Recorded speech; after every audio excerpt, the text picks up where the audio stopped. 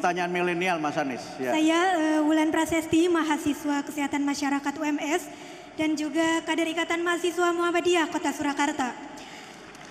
Mengamati gagasan yang diberikan oleh Pak Anies dan Gus Imin, tentu saja tawaran Bapak sangat menarik dan tentu patut kami apresiasi. Pak, kita semua tahu bahwa beberapa periode ini stunting menjadi sorotan karena merupakan masalah prioritas di Indonesia. Namun kita dikagetkan dengan berita bahwa anggaran stunting yang berkisaran 30 triliun untuk saat ini tidak secara langsung dialokasikan untuk penanganan stunting.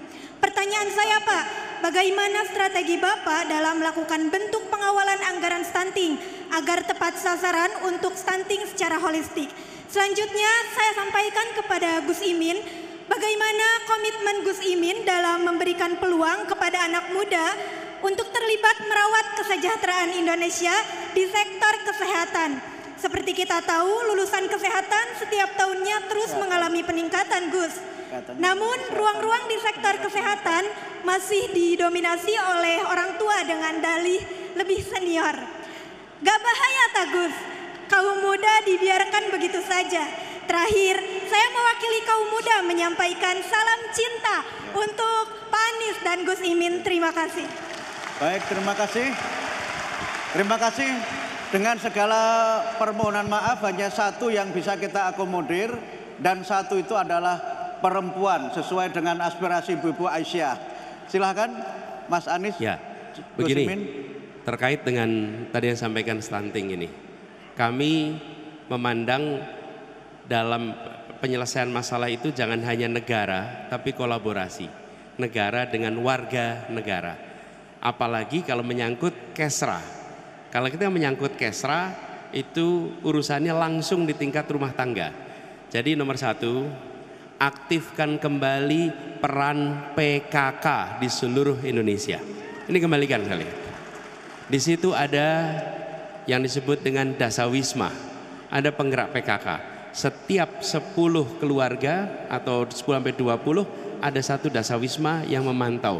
Ini paling ujung depan. Disitulah kemudian program-program yang terkait dengan kesehatan itu dikerjakan bersama. Mulai dari posyandu untuk anak-anak sampai posbindu untuk lansia. Kemudian program-program yang terkait dengan aktivitas kesra itu salurannya justru dengan komunitas. Dan salah satu yang bisa menjadi partner adalah PKK. Ini sangat kita butuhkan, termasuk membangun koperasi lewat PKK. Ketika ada koperasi di tingkat kampung, banyak PKK. Ini pengalaman di Jakarta, masyarakatnya terhindar dari pinjol. Tapi mereka yang di situ tidak ada koperasi, maka mereka banyak yang terjebak dengan pinjol karena kebutuhan untuk simpan pinjam. Jadi kami melihat itu sebagai salah satu. Yang kedua, organisasi-organisasi kemasyarakatan yang memiliki kegiatan langsung dirasakan masyarakat. Jadi organisasi-organisasi ini bisa disebut misalnya seperti Aisyah, kemudian juga disebut misalnya Muslimah. Itu semua ada organisasi-organisasi yang langsung punya jaring ke bawah dengan ibu-ibu yang bisa mengerjakan banyak hal. Itu dari sisi masyarakatnya. Dari sisi pemerintahnya, tipe pengadaan barang jasa diubah. Selama ini pengadaan barang jasa ada 4 tipe, 1, 2, 3, 4. 1 itu oleh negara, 2 lewat tender, 3 dananya diberikan kepada masyarakat untuk dilaksanakan masyarakat. Nah, negara itu cenderung menggunakan tipe 1 dan tipe 2. Tipe 3, tipe 4 tuh gak mau. Kenapa? Birokrasi gak mau repot. Karena selalu persoalannya pertanggungjawaban. Kami ketika di DKI menjadi satu-satunya provinsi yang menggunakan tipe 3 dan tipe 4 di dalam semua kegiatan kemasyarakatan. Uangnya diberikan kepada PKK, uangnya diberikan kepada organisasi, mereka nanti yang akan mengelola kegiatan, kami memonitor. Oke, itu di tingkat pendanaannya. Yang ketiga, di tingkat pusat sama daerah. Tadi yang saya sampaikan, ada guideline dari pusat, apa yang harus dibereskan terkait stunting. Targetnya apa kabupaten ini, targetnya apa provinsi ini. Bagaimana dengan kematian ibu melahirkan, targetnya ini untuk provinsi kabupaten. Kemudian kesehatan ibu hamil, ini semua saat ini tidak ada.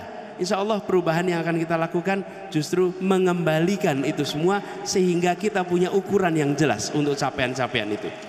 Itu ya kira-kira jawaban yang terkait dengan yang tadi.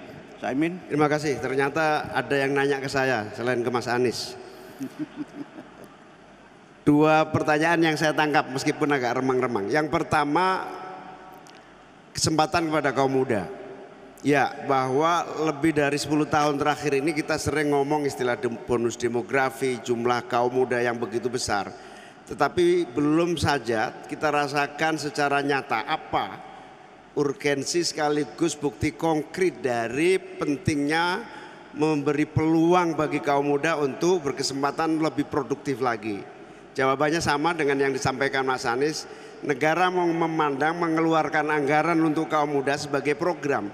Padahal yang lebih besar dari itu adalah negara harus melihat berapapun yang dikeluarkan anggaran untuk kaum muda adalah investasi dalam waktu cepat dan singkat untuk kemajuan kaum muda. Kita punya kesempatan ini tinggal 7 tahun dari seluruh energi kekuatan kaum muda yang kita miliki.